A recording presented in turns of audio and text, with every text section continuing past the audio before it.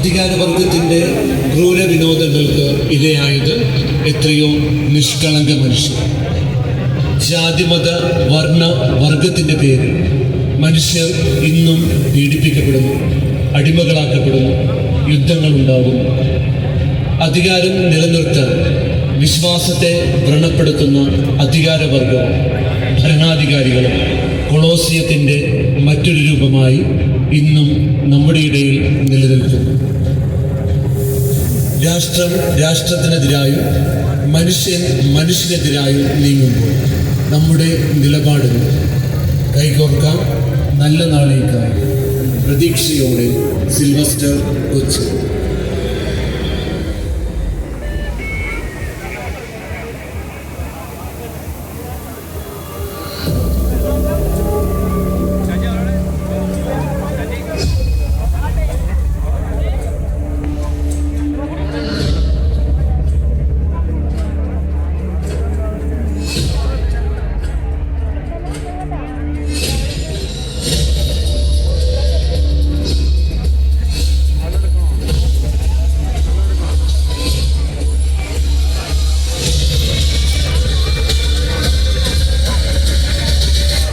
Sylvester Cochin അവതരിപ്പിക്കുന്ന നിശ്ചല ദൃശ്യം.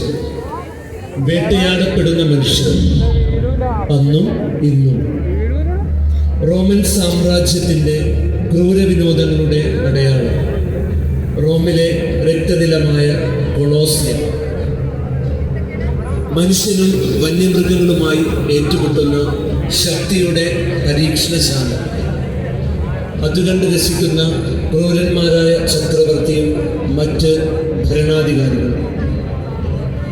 വിശ്വാസികളായ മനുഷ്യരെ പോലും കുറ്റവാളികളായി കണക്കാക്കി വന്യമൃഗങ്ങളുമായി ഏറ്റുമുട്ടാൻ അവരെ സിംഹക്കുഴിയിലേക്ക് എറിഞ്ഞുകൊടുക്കുന്ന ക്രൂരവിനോദം.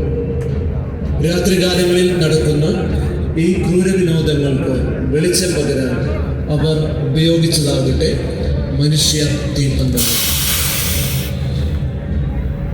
അധികാരവർഗത്തിൻ്റെ ക്രൂരവിനോദങ്ങൾക്ക് ഇരയായത് എത്രയോ നിഷ്കളങ്ക മനുഷ്യർ.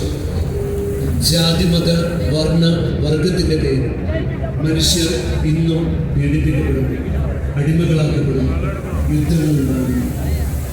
അധികാരം നിലനിർത്താൻ വിശ്വാസത്തെ വ്രണപ്പെടുത്തുന്ന അധികാരവർഗം ഭരണാധികാരികൾ കൊളോസിയത്തിൻ്റെ മറ്റൊരു രൂപമായി ഇന്നും നമ്മുടെ ഇടയിൽ നിലനിൽക്കുന്നു. രാഷ്ട്രത്തിനെതിരായി മനുഷ്യനെതിരായി നീങ്ങുന്നു.